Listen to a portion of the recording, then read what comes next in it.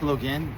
I wanted to reshare this challenge, the January 8th challenge, to physically draw Congress freehand at the steps of the Capitol January 8th. Now, I've written a nice letter to Michael Johnson, the Speaker of the House, who's in charge of the Capitol grounds, to embrace this opportunity for the people that are talented artists in the nation, or architects or interior designers, to come and meet and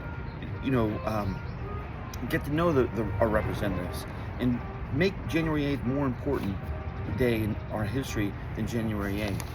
So to do that and to coordinate these efforts, not only for the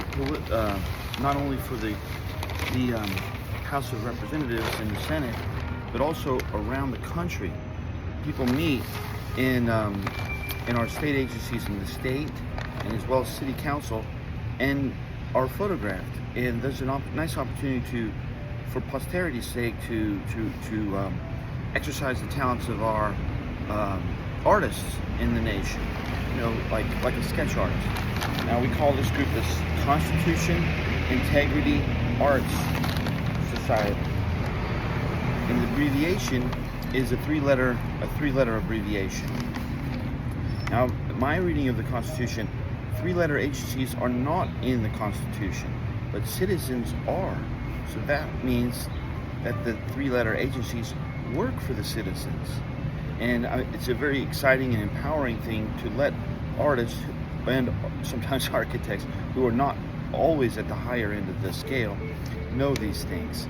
So the idea is to be invited and to get accepted in the public realm and appreciated by our work and talents, and then invited into the private realms where the nice food and the nice wine are shared, and sometimes money changes hands in this form of a sponsorship, almost like advertising, where politicians ask sometimes large corporate donors for sponsorship. Now, one thing that's very important in the Constitution that's pretty hardcore is that it's not cool for politicians to accept money from foreign nations. And some of our large corporations today are global corporations, so there is a little bit of a conflict of interest. And at the Constitutional Integrity Art Society, our job is to keep it real. And artists like to have fun. And I don't see why they shouldn't be invited into the private realms. And what we intend to do is pay the artists for their times. Maybe 10% of that sponsorship. I, as an architect, make about 10%. I don't see why it's not fair for the artist to make 10%. And that means if it's a $20,000 donation that a sponsor often makes to a Senate race, that means the artist will make $1,000 a minute, because these sketches need to take place competing with the camera lens, which is 0.15 seconds, 0.015 seconds. That's not enough time to really understand someone.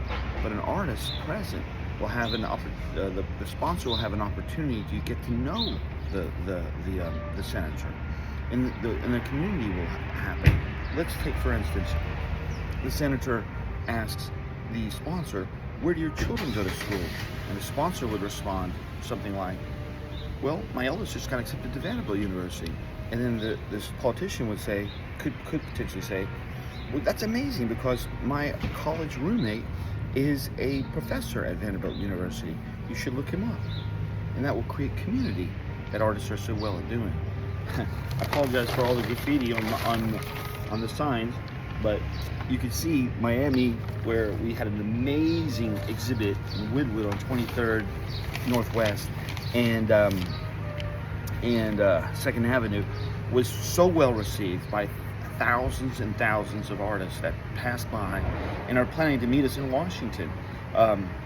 They were there for the Miami Art Basel event. And I tell you, we're having so much fun.